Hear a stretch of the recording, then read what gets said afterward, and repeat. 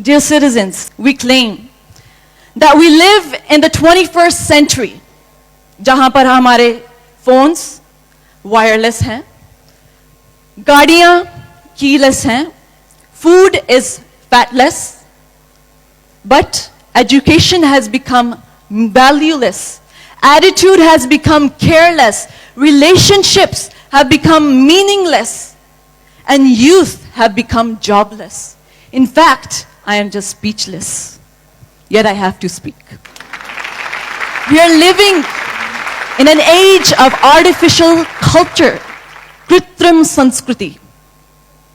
आज किसी को क्वेश्चन करें, भाई फ्यूचर में आप क्या करना चाहेंगे?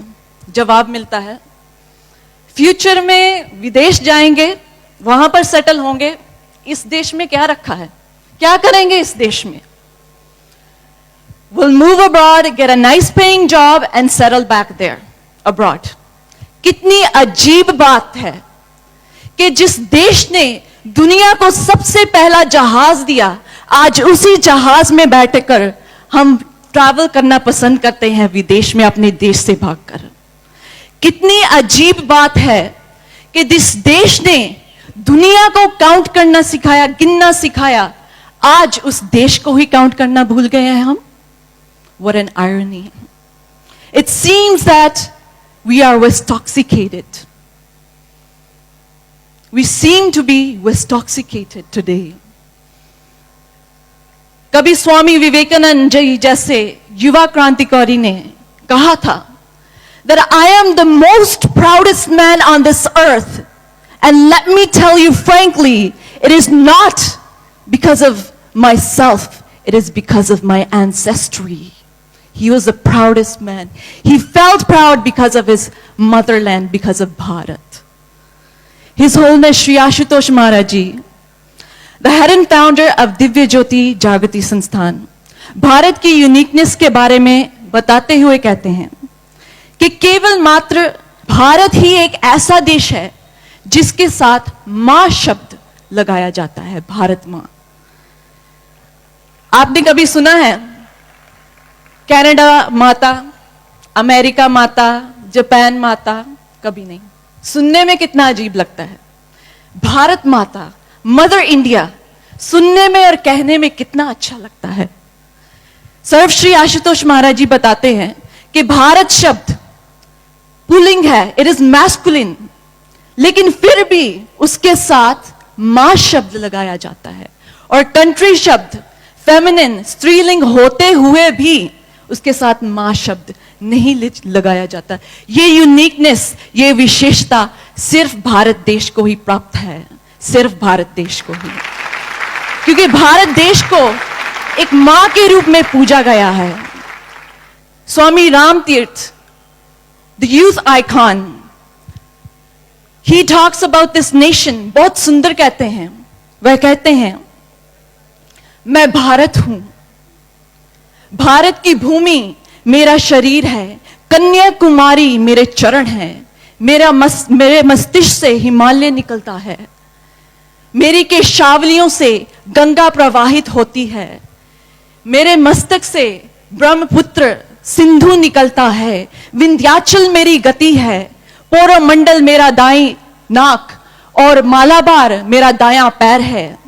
मैं संपूर्ण भारत हूं और इसकी संपूर्णता ये दाएं, पश्चिम और पूर्वी भाग में बटी हुई है. ये मेरी दोनों भुजाएं हैं जिसका इस्तेमाल मैं मानवता का आलिंगन करने के लिए इस्तेमाल करता हूं.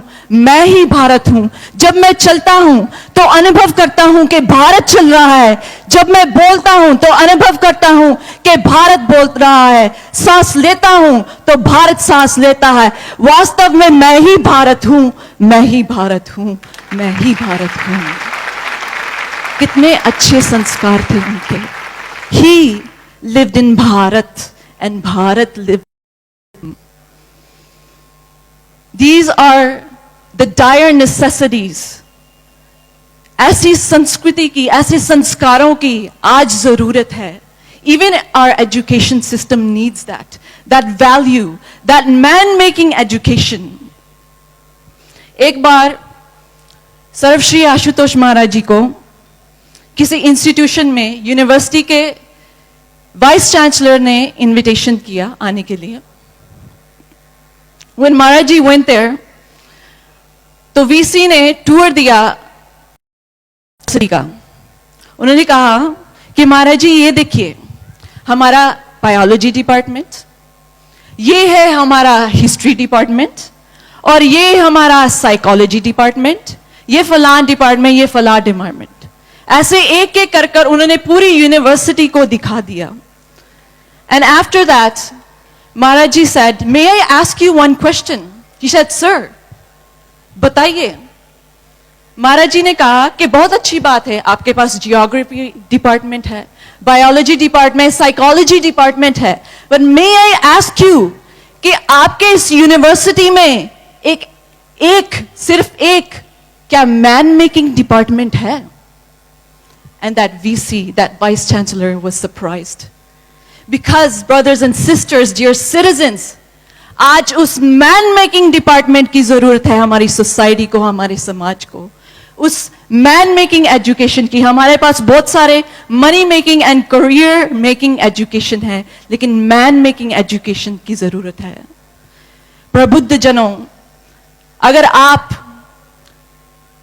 सही मायने में वो धन नहीं है जो आप बच्चों के नाम अपने लास्ट लीगल पेपर में देकर जाएंगे, बल्कि सही मायने में वो धन है जो आप जीते जी अपने बच्चों को दे सकते हैं, वो है अच्छे संस्कारों का, अच्छे ज्ञान का धन, जो कभी कम नहीं होता, जो कभी छीना नहीं जा सकता.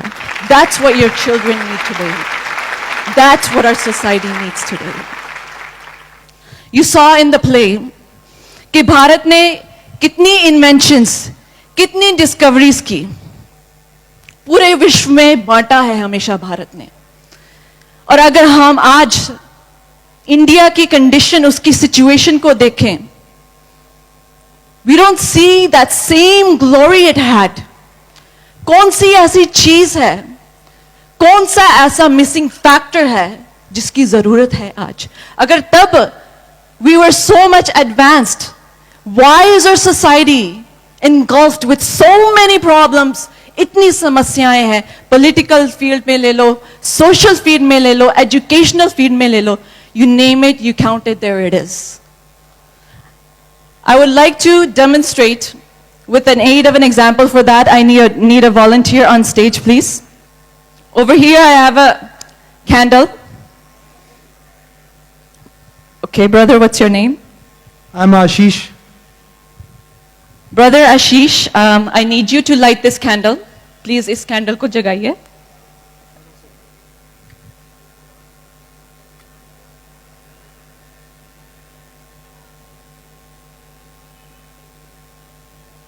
So he's lighted up the candle.